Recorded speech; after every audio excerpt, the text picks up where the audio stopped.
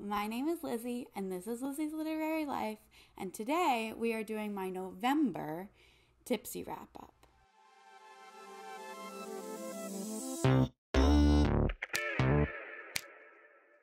Now, this is for November, but I'm uploading it in December, so Christmas. Also, my hair was a mess, so we've got a hat. And for today's beverage, I actually have, for the Christmas season, a very exciting wine advent calendar. So today is day 2 because it's December 2nd. So we're going to see together what I got. Okay, excuse how messy this little area is. It is what it is. I'm hoping for a nice festive red. I think that would be fun. I'm trying to look for the 2. Oh, it's in this corner. Okay.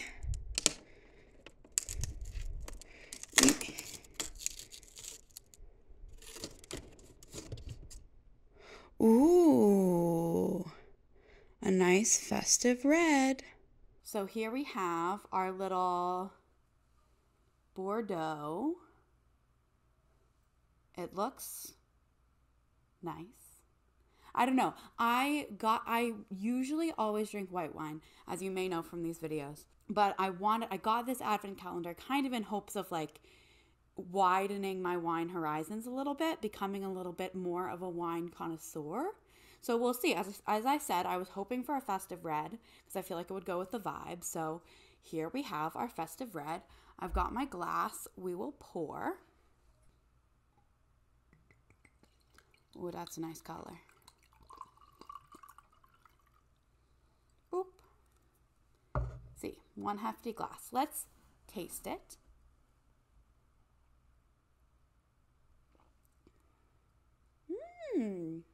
That's nice. I like it. Very fruity. I like it. Okay, let me get myself organized. And then we're going to talk about books because that's the whole point of being here. So first we talk about stats, which is serious business. So I put my wine down and I get my laptop and we discuss the stat. I read 10 books in the month of November, which was a total of 3,422 pages for an average, a very nice calculation, of 342.2 pages per book. My average audiobook length was 14.28, which seems long. My average rating was a very even 3 stars. You'll see that the ratings are kind of all over the map this month. It took me an average of 5.6 days to read each book, pretty short. Average pages per day of 114.06. The total time I spent reading was 48.56 hours, so just over 2 full days. My pages per hour was just over 100. Total, I had 13 books on my TBR, doing jokes. I guess we'll talk a little bit about jokes right now. Well, first I'll say I read 54% of them. But with jokes, I did 3 episodes, and pretty soon, in a couple weeks, once I finish reading for the 3rd episode, you will see a wrap up of those first 3 episodes, and then jokes is going to be put on hold until after Squash That Series. I just said a lot of things that you might not know what they are. Jokes is Jokes on Me, which is Bailey reading, Bailey from Is Bailey Readings, TBR game that she always plays, and a bunch of our friends played it in November, and I wanted to play a full round, which is like a whole thing in the game. I was not able to. I was only able to play 3 episodes in November, and I didn't finish the 3rd episode because the 3rd episode is hefty. So that 13 books includes the 3rd episode, which I didn't expect to finish in November. But yes, you will see a wrap up of those 3 episodes, what I flipped, what I read for each one, and how the jokes journey went. And then I will pick that back up after Squash That Series. Squash That Series, time to plug, is a readathon, again hosted by Bailey from Is Bailey Reading, as well as Kayla from Kayla Ray Reads. And I'm helping out a lot with this round because there's spreadsheets involved, and you know I love that. Squash That Series is a readathon all about reading down all of your unread series, and this round is like the biggest one yet, and it is a individual competition tournament bracket, and it's going to be insane, and I'm so excited, and that's going to be my entire reading life for January and the first week of February. So that's where we're at. Jokes will continue after that. So my genre breakdown, very wide read genres this month. I read 2 contemporaries, 2 mystery thrillers, 2 fantasy, and then 1 poetry, 1 historical fiction, 1 memoir, and 1 romance. So really all across the board. Age group wise, it was mostly adult with a couple young adult. Format, mostly audiobooks this month. That's kind of been my trend near the end of the year, as like I've started, job stuff and life stuff. So yes, lots of audiobooks lately. And then also some even split ebook and physical for the rest. And then here's my rating breakdown. We went up to 4.5 stars and down to 1.5 stars. And then a kind of even spread in between. We had 2 2 stars, 2 3 stars, 2 4 stars, a 2.5, and a 3.5. So very symmetrical graph, which gets us our average of 3. And really very varied in our ratings. So we will see how that progresses. I'm going to go now to the first book that I read in November, which was What the Dead Know by Barbara Butcher. Drink first. So this was the nonfiction pick for the Magic Treehouse Read Along for October, actually. It is about a death investigator in New York City. It is very gory and brutal and dark and like a little bit funny, but mostly the other things. It is a memoir about Barbara Butcher's time as working for the chief medical examiner, as like she's like a medical legal investigator. I think that's what her title is. She basically goes to crime scenes and does like sort of a pre-autopsy, like looking at the crime scene, looking at the body, trying to figure out what happened, as like kind of the first person there. And it is a lot. And reading this alongside freaking Magic Treehouse books was something. It was something, that's for sure. So I gave this 3.5 stars because it was very interesting, very informative, but it was definitely hard to get through, especially the section on suicides and the stuff about 9/11. It just was like really heavy.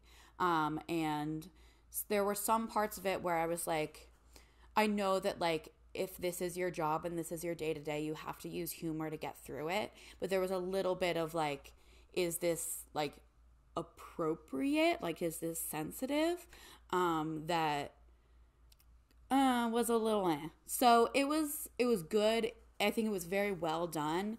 I just had some mixed feelings about it, but it was certainly an interesting read.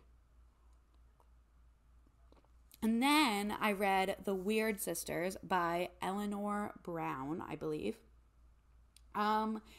This book I just picked off a shelf at random, kind of. It is about these 3 sisters whose father is a Shakespeare professor, so they're all named after Shakespearean women.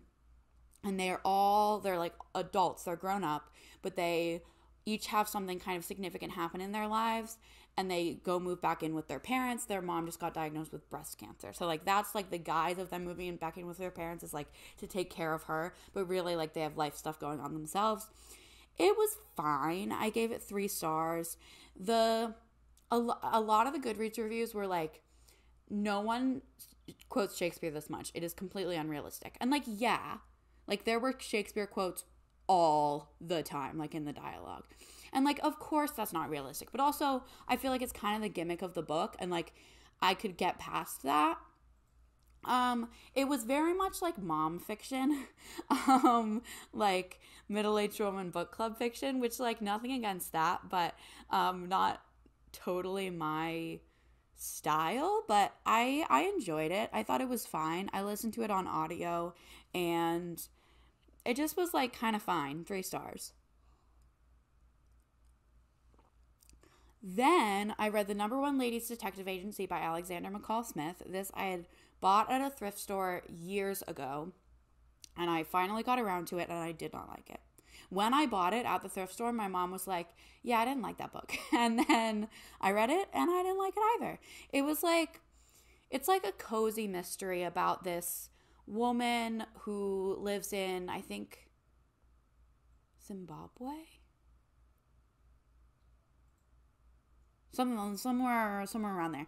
And she is running this detective agency, but there's not one overarching plot. There were like lots of different little vignettes of the cases she's solving, and I just felt like it was not cohesive, and I didn't really like the writing. And it's written by a white guy, which he has like a history of like working and living in that area, but it still rubbed me the wrong way a little bit, and I just didn't really like the writing, so I gave it 2 stars. It was not very good, and I won't continue the series.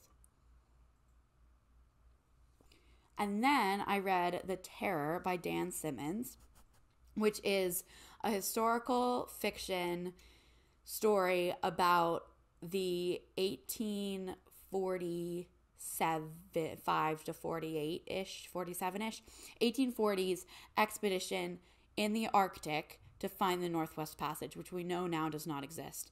And we also know, like, from the beginning that this expedition, they set off in 1845 and then they were never seen again. But it's like what happened to them through those 3 years that they were stuck on the ice. And it was so long, which was kind of my big complaint about it. Like, I felt like it didn't need to be as long as it was. And it was also, there was some non-chronological writing that I didn't think was as effective as it could have been. Like messing with the timelines, I didn't think quite worked. But I gave this 4 stars. I liked it a lot. I thought it was a really interesting study in like people and their survival instincts. And it was really interesting.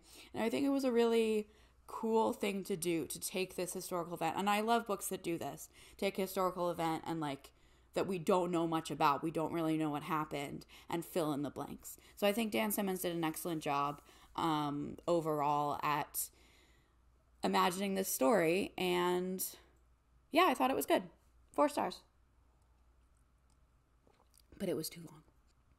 And then I read 5 Total Strangers by Natalie D. Richards. This is a thriller, like a YA thriller, about this girl who's like traveling home for the holidays, and she gets stuck because she meets this girl on the plane, and then she gets stuck. Like, basically the plane lands and there's like her connecting flight is like not canceled or whatever.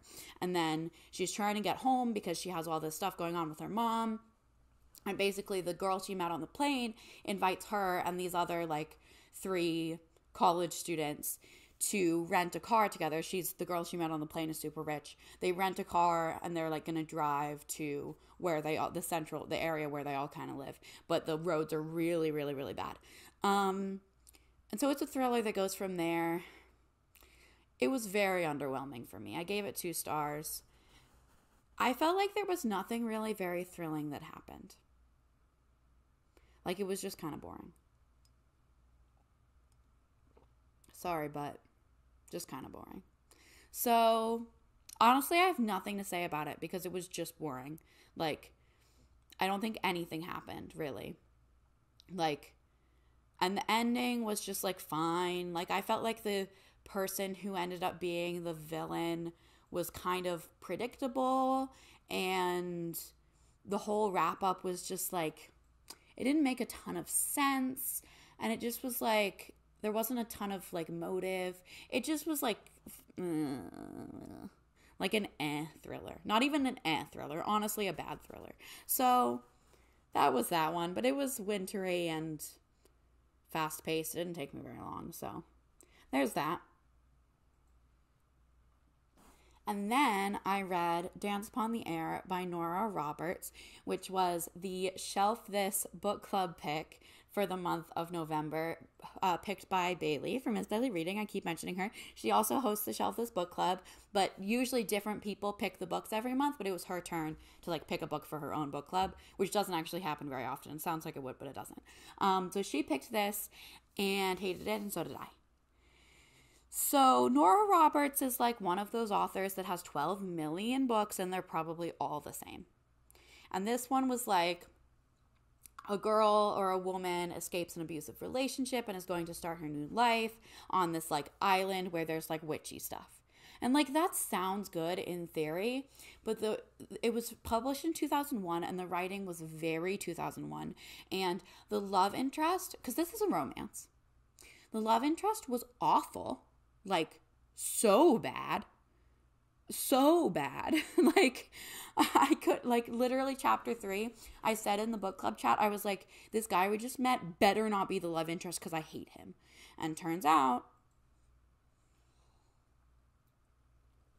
and the rest of it was just kind of fine. There was like witchy stuff, but it was barely part of the story, and it didn't really feel like it worked to me. Like, it didn't seem like anything really happened with that. It just was like kind of sprinkled in. Like, Nora Roberts knows how to write a 2001 mom romance, and she did that, but then she like sprinkled this other stuff in that didn't really work. So yeah, I didn't like that. I didn't like it. The small town vibes were okay, but I just didn't like the writing. I really didn't.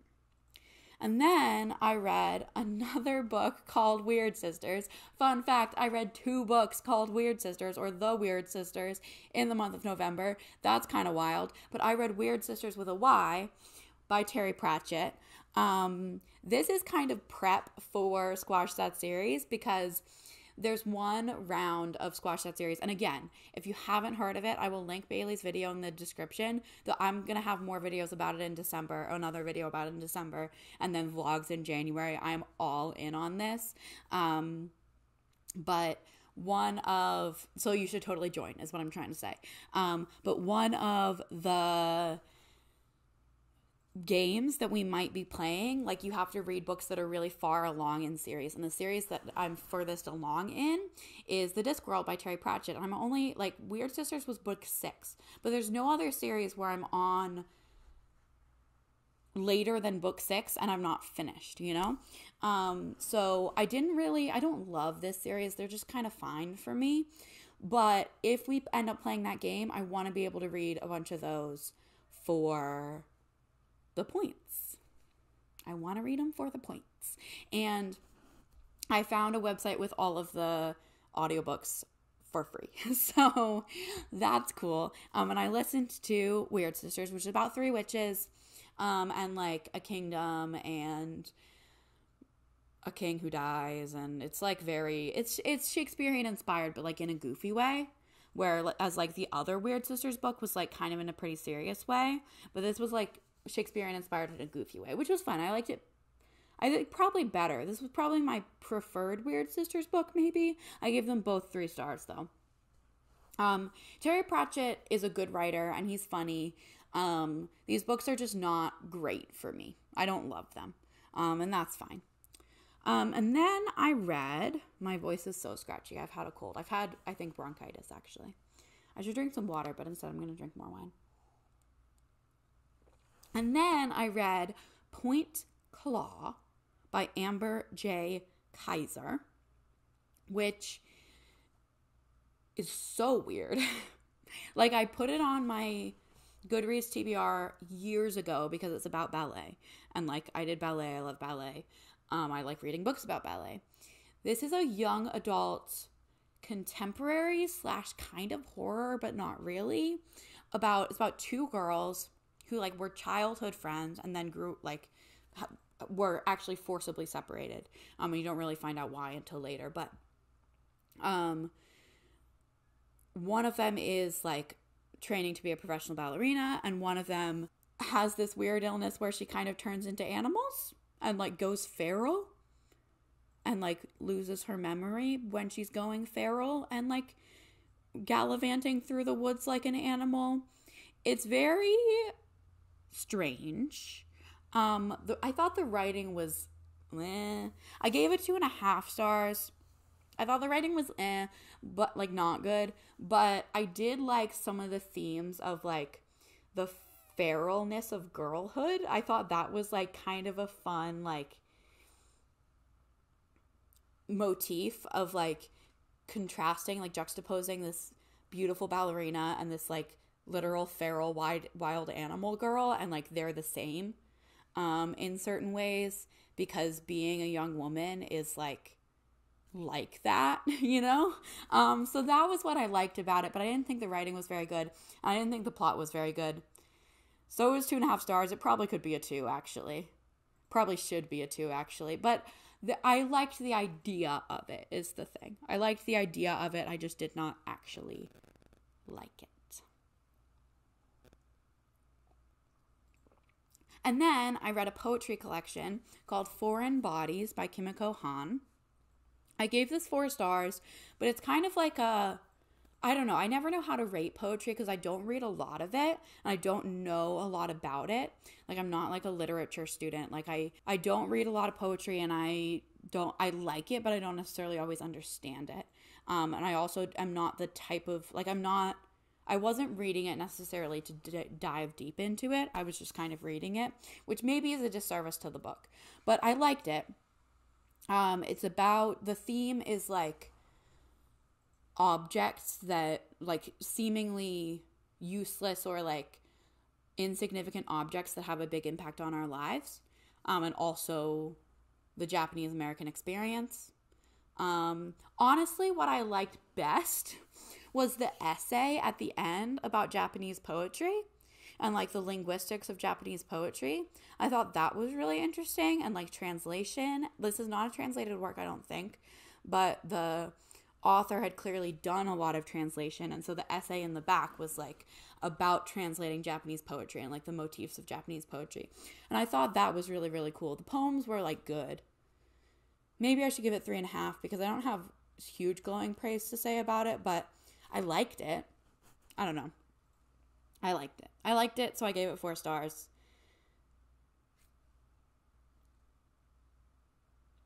The final book I read in November was Assassin's Apprentice by Robin Hobb. I actually listened to this on audio. This is the first book in the Farseer trilogy, which is the first series in the realm of the Elderlings, which is an epic fantasy, multiple series saga of books by Robin Hobb that everyone loves, and I am on the same page. My friends and I have started like kind of a buddy read along of this series, The Realm of the Elderlings, and this is the first one, and I gave it 4.5 stars. It wasn't quite a 5-star because there were some portions that kind of lost my interest, or like I wasn't deep enough into it yet, but this series definitely has 5-star potential for sure. This is about Fitz, who is the bastard son of the king in this, or the prince, the crown prince in this world. He's not a prince, but he's the bastard son of the crown prince, and he gets like kind of pushed onto the doorstep of the palace one day when he's like 6 years old, and he ends up getting trained to be an assassin, the royal assassin, the king's assassin. And he has this connection to animals. There's a huge thing about animals in this book. And it was really, I thought the writing was excellent. I thought the character work was excellent, and the plotting was, like, I just honestly, it was excellent. And I'm so excited to continue with this series because there's so much in the world that I want to learn more about. And I love Fitz as a character a lot. And I just really, really enjoyed this. So an excellent start to what I think is going to be a long but really rewarding journey reading this series. And those are the 10 books that I read in November. So I've been talking for too long because my throat is sore because, as I said, bronchitis. But I feel like a good reading month, a medium reading month, a very varied reading month, that's for sure. But I feel like I read a good amount, and I enjoyed my time reading it. So that's good, for the most part. Yeah, that's November. Now it's December. Lots of exciting stuff coming up. I have plans. I have grand plans for content that I hope will come to fruition, but we never know. And I hope the next one is not the next Tipsy wrap up, but actually something in between. But we shall see. We shall see. And let me know in the comments if you've read any of these books or care about any of these books or have any recommendations for me. And I will see you in the next one. Bye.